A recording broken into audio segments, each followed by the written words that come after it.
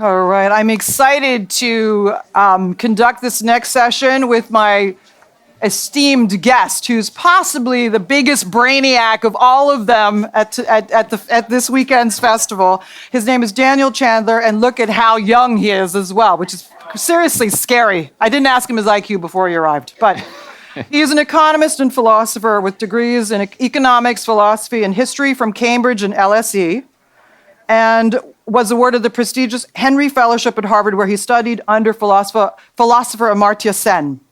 He's also been a researcher at think tanks and been an advisor in the Prime Minister's strategy unit. So just keep that in mind when we're reviewing this book, that some of the advice and policy recommendations are likely to influence government. He's currently completing his doctorate in economics at LSE. It's hard for me to believe he has any degrees left to complete, where his research focuses on the impact of technology on inequality and the future of work. I was recommended this book because, and this is an advanced copy. The book actually looks like this outside. You'll see this is the published copy by Leah Yupi, an Albanian political scientist who is a professor at LSE, who's Daniel's colleague, who told me that he's unbelievably articulate.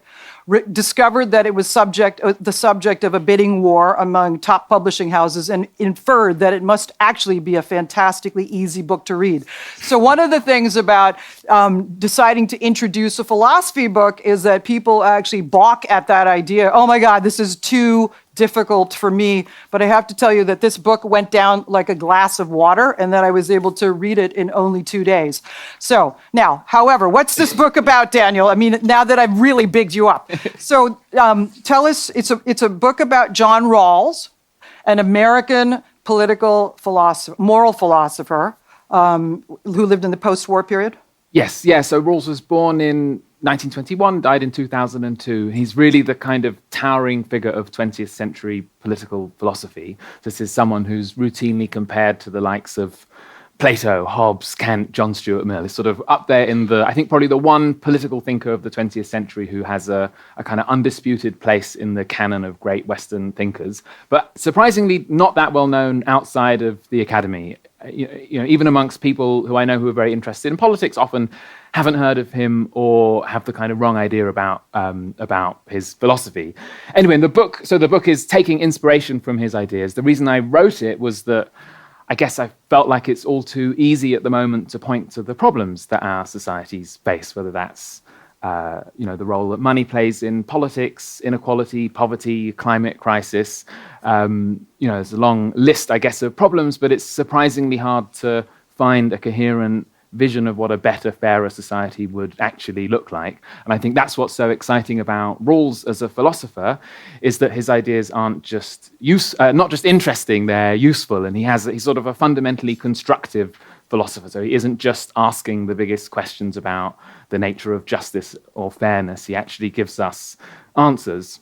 And what you get from Rawls are a set of principles to do with freedom, equality, and sustainability, which I think we'll probably discuss in a bit more detail in this conversation. But those principles are kind of the basis for, for assessing what's good and what's not about the institutions that we have, and most importantly, for thinking through how they could be better. And as Joanne, as you mentioned, I'm an economist as well as a philosopher, and really the aim of the book is to pick up where Rawls, the philosopher, leaves off, which is in quite a philosophical place, and really think through what it would look like to put his principles into practice. So it's part philosophy book, but it's also a book of full of practical ideas. And my hope is that it would sort of help prompt a more imaginative and constructive conversation about how it is that we might go about changing our major political and economic institutions.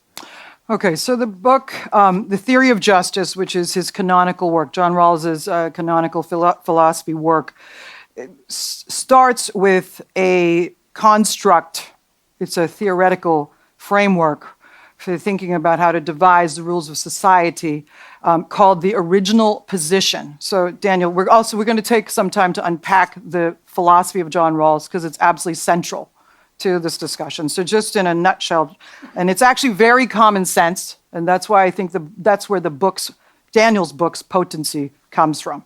Okay, so tell us about the original position. Yeah, I guess the idea at the heart of Rawls's philosophy is, I mean, I guess the simple idea that society should be fair. Obviously, Rawls recognizes that people have different ideas about what fairness means. So he has this thought experiment that's meant to help us move from the kind of vague idea of fairness towards something more concrete. And so what he proposes is that if we want to know what a fair society would look like, we should imagine how we would choose to organize it if we didn't know what our position in that society would be. So whether we would be black or white, gay or straight, rich or poor. So I'm suddenly running out of examples for my list. I think that's a very intuitive way to think about fairness. It's similar to the way that you might think someone would cut a cake more fairly if they didn't know which piece they would end up getting. And then what Rawls does, I suppose the first thing to note is that I think anyone who engaged in that kind of thought experiment, I think it's unlikely anyone who would design our society as we have it today, where some people have to rely on food banks in order to feed themselves, or where people's chances in life are so heavily shaped by where they're born or their class, race, or gender. But what Rawls does is use that thought experiment to justify this set of principles that I mentioned earlier. So first, he argues that we would want to protect our most basic freedom. So he calls this the basic liberties principle. And that principle is meant to protect both the personal freedoms that we need to live a life according to our own beliefs, so freedom of speech and religion, sexuality, and so on, but also the political freedoms that we need to take part in politics as genuine equals. And I guess it's worth noting that for Rawls, that freedom, it's not just the kind of formal freedoms like the equal right to vote or freedom of speech and assembly. For Rawls, what matters is that we have genuinely equal opportunities to take part in and to influence political life. And I think, as we might get to when we come to some of the policy discussion, that means more than just having equal voting rights. So there's that first principle. And the idea is, it's kind of obvious. If you didn't know where you might end up in society, you would want to protect those most fundamental freedoms. You wouldn't want to take a gamble on being black in a society where black people aren't allowed to vote, or being in a discriminated against religious minority. So that's his first principle. And it's basically a defense of the core of liberal democracy.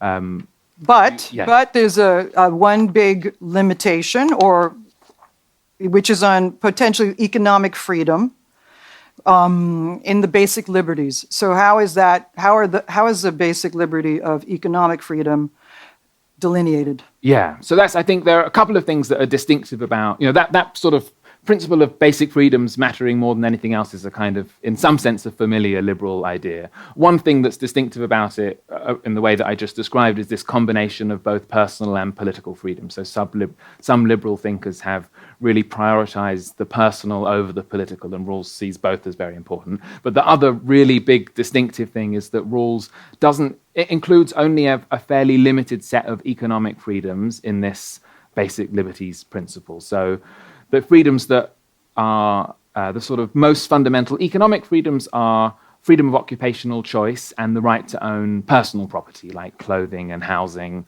but not necessarily the right to private ownership of the means of production.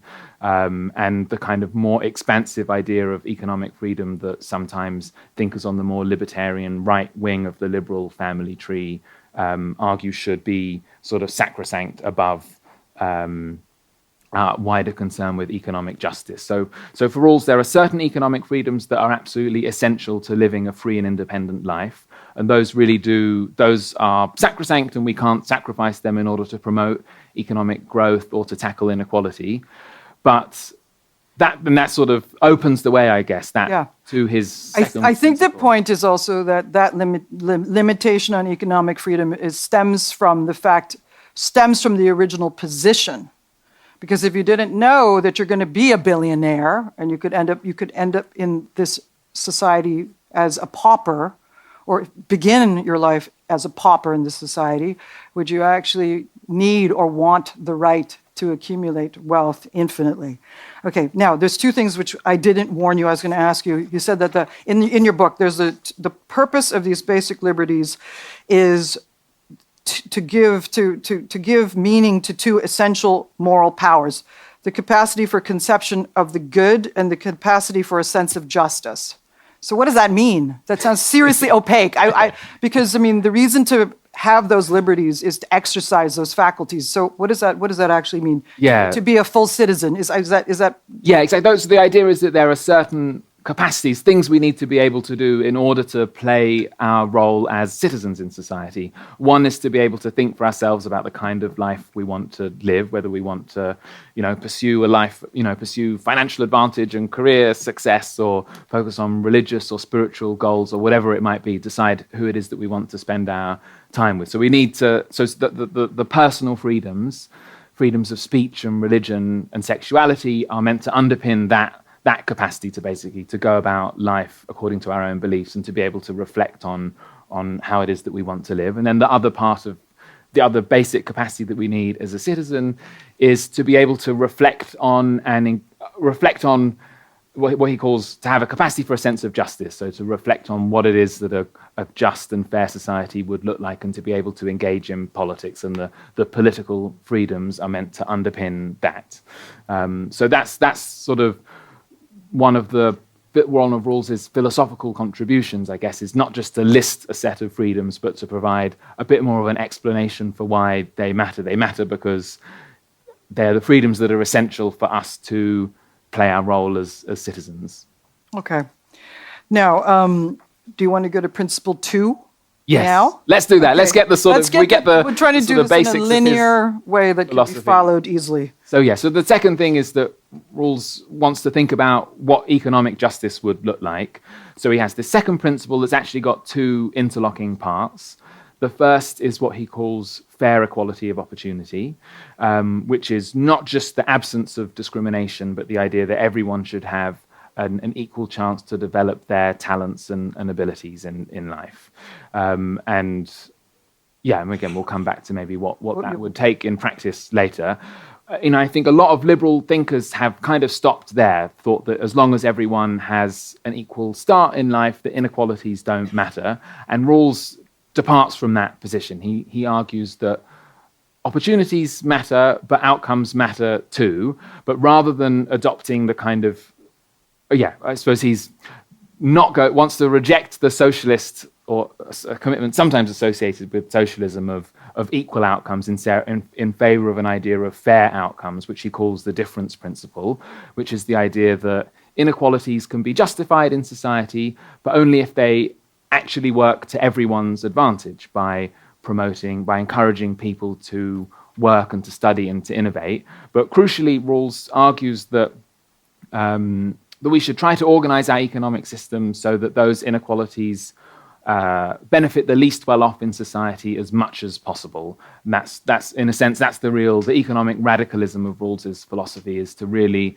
to define a very egalitarian ideal of shared prosperity, which would see economic resources flow as far as possible to the least well-off. And it's I can see you. Yeah. No. I think what's really important is that this second principle talks about a fair start, true equality of opportunity, and then also a fair outcome. And so meritocracy is excessively preoccupied with the fair start. So now something really important in your book, I'm going to just refer to this page, about how our own natural talents are a natural lottery, but we base meritocracy on this innate sense that actually it's fair that because Daniel's IQ is so high, he should make more money and be a hedge fund manager, something like that. We do, joking aside, we do think that there is a fair correlation between the outcome and the rewards that we derive from our innate talents. Now, this is quite a controversial point,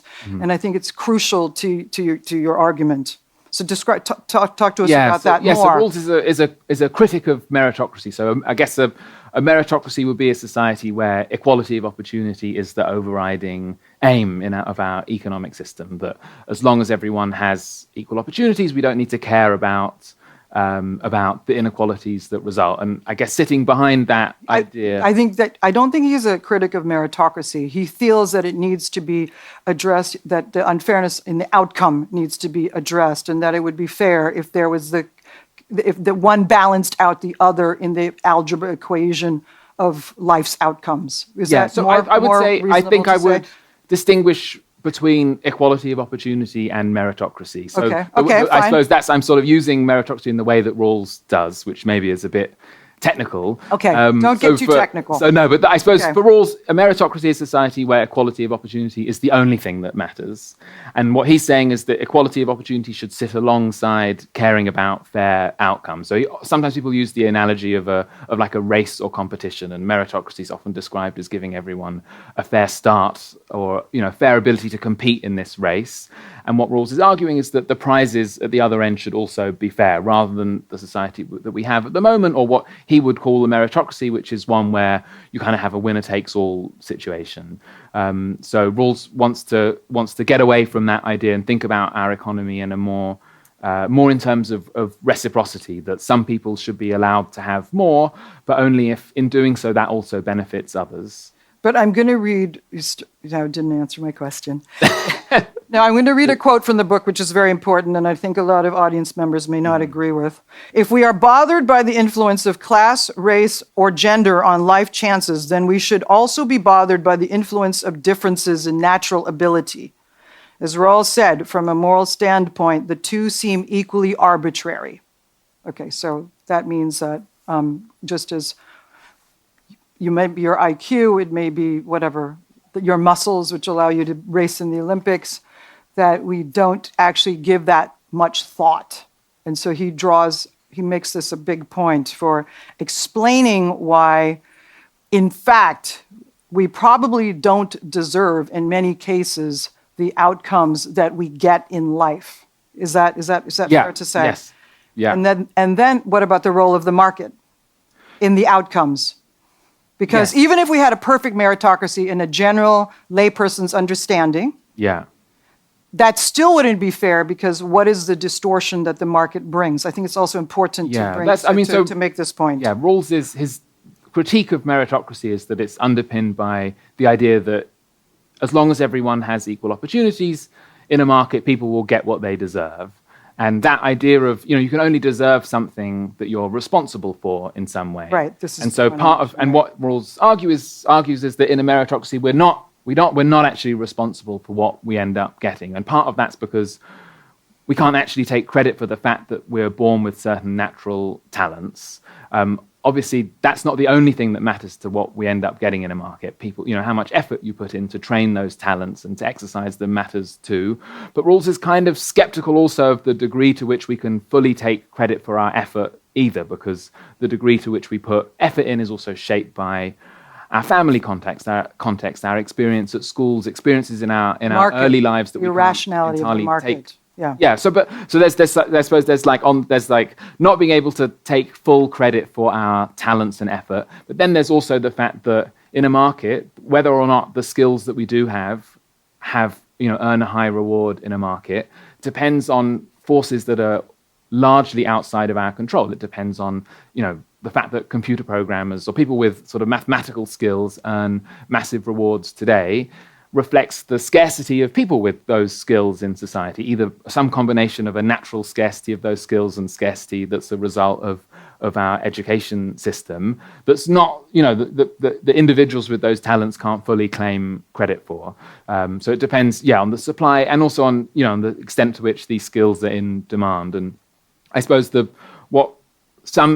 sort of extreme way that you might take this way of thinking, that people can't really take credit for what they earn in a market, is to think, well, everything should just be equal then. And I think that's often, people who want to defend equality of opportunity assume that the only alternative to that is just some kind of strict equality of outcome. And that's Rawls's innovation, is to provide an alternative that recognizes that we can all benefit from some people having more than others, but we do all need to benefit, and that's where that second principle comes in. Okay, I think it's very important to explain that neither Rawls nor Daniel's book is proposing any kind of equality of outcome, and that explain the power of the market in how you and Rawls believe that the market is still one of the most important positive forces within civil society.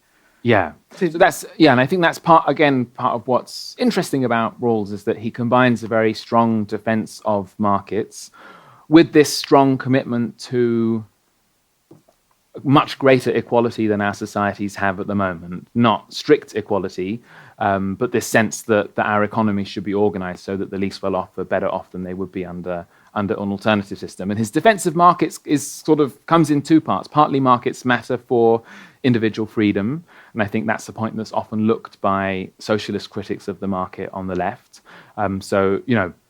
That the freedom to choose your job, those sort of basic economic freedoms that I mentioned at the beginning are really essential, and they're best protected in a market context. But also markets are an incredible force for prosperity and for economic efficiency, and that's something that we can all benefit from. And Rawls is very clear that we don't want to, throw away those benefits. The aim is to find a way to harness those benefits for everybody in a fair way. So I think related to that, he is not proposing any system of welfare statism based on redistribution. And so explain that. And so we get back to the equality of opportunity idea and what that would require. And then we'll get to the difference principle. But explain how this is not at all a prescription for a welfare state. Yeah, so Rawls he's critical of the welfare state. He describes welfare state capitalism, which I think is broadly how he characterized sort of America of the 1970s when he was writing, and I think would characterize our societies as today as well. So he argues that that's not compatible with his idea of justice, partly because it allows inequalities that would undermine our democratic process. But he's a critic of redistribution as the main mechanism for achieving economic justice, and he's a critic of redistribution for two reasons. One is that relying on redistribution alone undermines the sense of reciprocity that's so important in a fair society, a sense of people contributing in return for a fair reward. He's also a critic of redistribution because it doesn't recognize the degree to which people derive a sense of meaning and dignity and self-respect from engaging in work, and that his concern is more to equip citizens with the productive resources that they need to go out and play a fully productive role in economic life, and then to structure that economic system in such a way that the rewards are fair. So I think that's, again, part of what's exciting and innovative about Rawls's economic ideas, is that although they're strongly egalitarian, they're also an alternative to just the idea that we can fix all the problems of the market through taxes and redistribution. Now, I'm referring to our phone conversation. Okay, imagine I'm in the original position. I don't know who I'm going to be, whether I'm going to be rich or poor. And would I say in the future, wherever I would end up, I would say, actually, I'm okay if other people get very, very wealthy, and I'll just depend on getting a handout so that I can survive. And so this is actually, to me, was the most important page of the entire book, to actually project myself into this thought experiment and think about, is this actually the kind of system, if I didn't know who I would be, that I would wish for? Then that is basically a welfare-style state. And instead, the idea of reciprocity appeals to me naturally. So now get into the reciprocity concept then leads to something called the difference principle, which you have stated, but I think stated very slowly and clearly because it's absolutely central. Okay. So the difference principle is the idea that inequalities are justified only in as far as they benefit everyone, and particularly that they should benefit the least well off as much as possible. And the reason for caring about the least well off so much is that the broad aim of Rawls's philosophy is to think about how we would design society in a way that everybody could sign up to, that everybody could feel that society is working for them. And in that context, it makes sense to focus on the prospects of the least well-off, because it's the least well-off who have the most reason to resent their position in society. So his idea is that if we can organize society in a way that even the least well-off can feel works well for them, then surely people who have more can also sign up to that system, and that's the spirit behind the philosophy is to design society in a way that everyone can genuinely sign up to. So it's not dependent on charity or mercy to take care of those who end up least well off. Yeah, and that's the recognition is that the least well off want more than just money. They want a sense of dignity and self-respect. They want to participate in society, and we need to organize our social and economic institutions in a way that will support that. Okay, now we can proceed to I think the reason we spent the time to lay down the philosophical framework is now we can discuss the policy prescriptions or recommendations which proceed directly from that framework, and you have already alluded to some of them. But why don't we talk about the infrastructure of democracy? We start with that. Yes, great. So yeah, as I said before, part of what's interesting or distinctive about Rawls' first basic liberties principle is this very strong commitment to the idea that we should be able to play a genuinely equal role in politics. And I think what's interesting about Rawls is that he recognizes that just having the equal right to vote isn't enough, that we need to have substantively equal chances to take part in politics, and that in a big society such as the ones that we live in with many millions of people, those opportunities are inevitably mediated by certain institutions, particularly political parties and the news media. And I think we haven't thought nearly hard enough about how to make sure that people can influence and take part in those institutions in a more equal way. So if we start with political parties, in 2019, I think it was nearly half of all donations to political parties came from just over 100 super donors, each giving nearly £450,000 each. And I think if we're committed to political equality as the principle that underpins democracy, then that's a ridiculous way to organize such a system. It gives certain people in society vastly more influence than others just on the basis of how much money they have. And so in the book, I try to sort of think about how it is that we might go about addressing that. And I think part of the solution is to limit private donations to political parties to a much lower level, and then to replace that with a form of public funding, but not the sort of complicated and in various ways not very well designed system of public funding that we have at the moment. I make the case for what's known as a democracy voucher scheme, where every citizen would be given an equal amount of money per year or per election cycle. That could be £20, it could be £50, which they would donate to the party of their choice. And I think that that is an idea that would radically transform the incentives of our politics. It would mean that politicians have the incentive to, rather than going cap in hand, I guess, to a kind of rich and unrepresentative donor class, would have to appeal to citizens equally in order to raise the money that their parties need in order to do everything that they need to do.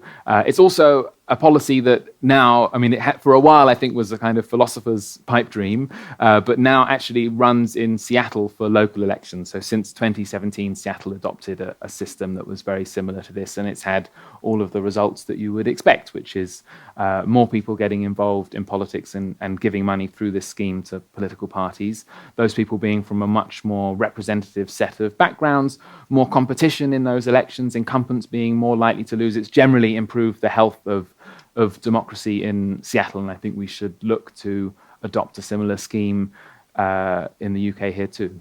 Okay, so the other recommendations, because we're actually running out of time. Under this rubric are proportional representation, echoing the comments of Mark Cocker, make voting easier to bring as many citizens into the process as possible, localized decision-making, and random selection, possibly even a third legislative chamber. Now let's get to equality of opportunity, because I think that is actually one of the most controversial and interesting parts of Daniel's book.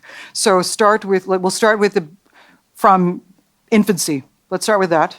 So in the book I sort of go through lots of things that we would need to do in order to live up to the ideal of equality of opportunity, which I think is really a much more radical ideal than many people give it credit for, despite having support from right across the political spectrum. So, I think the place to start, not just because it makes sense for going through people's lives in a chronological way, but is with the early years. So we know that pound for pound, money invested in early years education will have the biggest impact on improving children's life chances and on addressing inequality. The countries that have the highest, have the sort of the best, or the closest, I suppose, to achieving equality of opportunity, have the highest social mobility, are those countries, particularly Nordic countries, that have very generous early years and childcare education systems. So I think that's if there was one thing that we could do to improve equality opportunity, that is where we would start. I think adopting I'm going to read a quote, Okay. which encapsulates this thought quickly. The difference in school readiness between the richest and poorest children by age 5 is a shocking 19 months in the UK and as high as 21 months in the USA, meaning it would take nearly 2 extra years for the poorest American children to catch up with their wealthy peers. Think about that. That is reading age. Okay, so that is why he focused on early years. Yes, so that's why to focus on there. Then in the school system, I think we could do much more to target resources on the least well-off. So we had, the coalition government introduced the pupil premium, which did do that to some degree, but actually in the last 6 or 7 years, that funding has been decreasing. So we've been moving in the wrong direction. So I sort of talk about that, and also some of the, the ways that we could spend that money better. I also talk about private schools, which I think are kind of the elephant in the room when it comes to thinking about equality of opportunity. And I think something that, anyone who is committed to equality of opportunity really needs to think carefully about the role that private schools, or specifically I'm talking about fee-paying schools, what role they have. At the moment, 7% of the population go to private schools, and that group go on to have vastly higher earnings on average, about 30 or 40% higher by the time they're in their mid-30s, and to dominate the upper echelons of most elite professions. They account for 2/3 of senior judges, just under half of newspaper columnists and politicians with all the enormous cultural and political power that they have, and just about 1/3 of business leaders.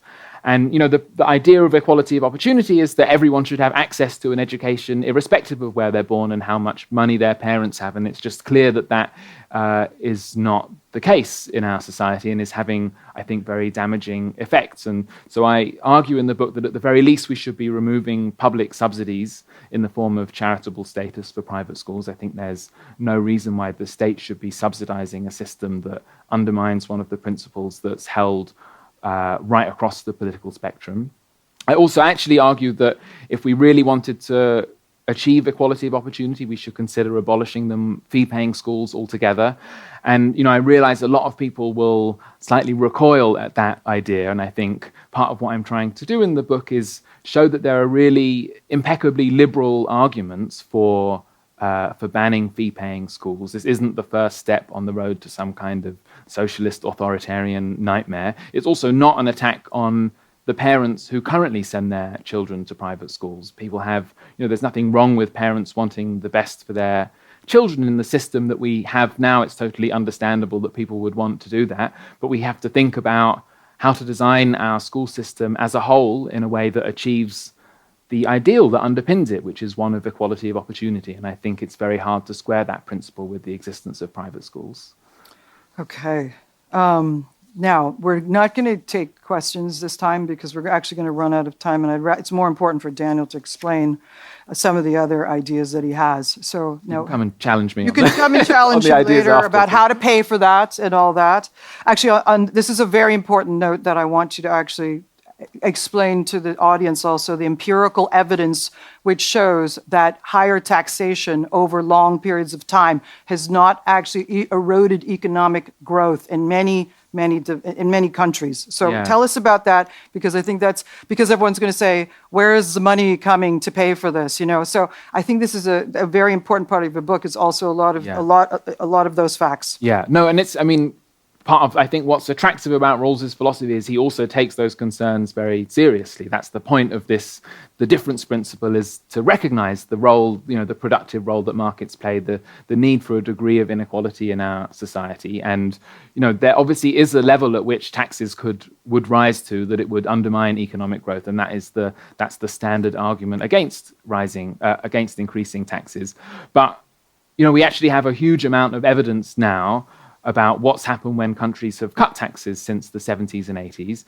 And there's really no evidence that countries that cut taxes So, I mean, Increase, overall... increase, you mean increase taxes? Or cut taxes? No, cut taxes. I think a lot of what we've seen since Yes. the 70s is Yes. cuts in sort of top rates of tax, justified on the basis that that would lead to some kind of surge in economic growth. And that just hasn't happened. Overall, growth rates have gone down. Obviously, that could be due to other things. But if we look, when you sort of look carefully at which countries cut taxes faster or further than others,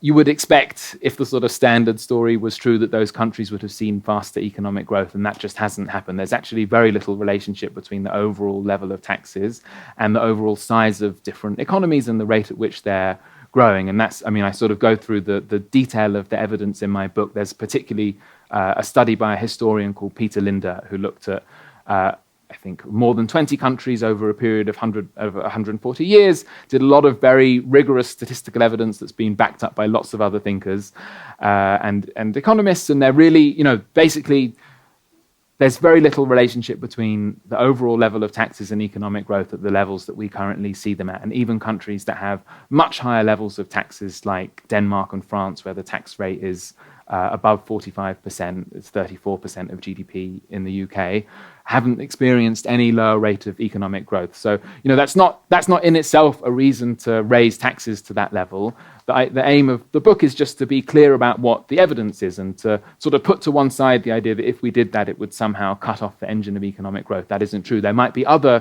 reasons why people would oppose taxes, and we could sort of get into that. But the idea is to sort of clear out some of that. Okay, because, of course, many people will think that level of limitation on economic freedom, the right to accumulate wealth without limitation, is a big infringement. So tell us in the context of your book also, what level of personal freedom would be retained? Like, let's actually use some hard cases. You mentioned, for example, transgender rights, or we could talk about some scenarios where I think, because people think about a solution such as this, they may associate it with wokeness, but in fact, it's the opposite, possibly. So, Daniel, I want you to wade into that, because I think it's a very important part of the book as well. Yeah, on the sort of more cultural question. Yes, cultural. So that's a big, I think this part of what Rawls can offer us in our debate today is a return to some basic tenets of liberalism, a recognition that people will disagree about how it is that they want to live, and that the role of the state isn't to force a particular idea of how to live on everyone else, but to provide a framework within which we can all pursue our different religious and moral ideals. So, I mean, I guess to take a personal example, I'm gay, and I would love it if everybody agreed with me that gay relationships are as worthy of respect as any other. But as a liberal, I also recognize that it's not the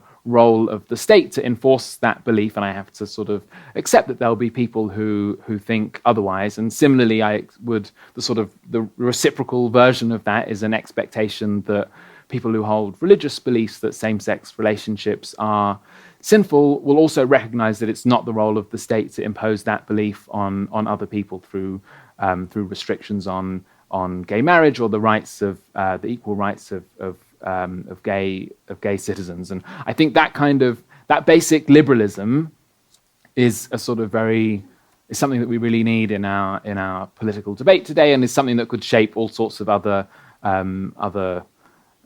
controversial issues, I guess, that come up. Okay, I think that was really important. Now, there's a bunch of policy recommendations in here. We literally only skated on the surface of a couple of the very controversial ones. If you could recommend among all of the things that, if we could bring to life one of them, what would that be? Or what do you think is very important, which could, bring Rawls's principles to life? I think I would start with the reforms to the democratic process, because I think it's only through doing that other changes to our society will become possible. So I think getting money out of politics and bring about a more proportional voting system, those would be the biggest things that would change our political system. And I think it's ultimately only through changing our political system that other changes that we need to bring about a fairer society would happen. The last thing.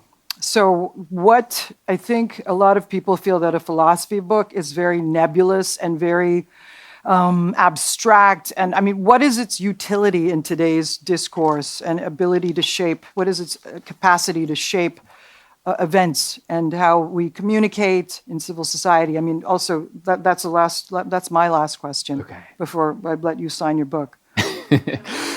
So I think the book, I think there's two things. I think one is that we need to remember that ideas really matter in politics, and I think there's a lack of vision in our political discourse at the moment, a sense that we're sort of being buffeted from one crisis to another without a longer-term sense of direction.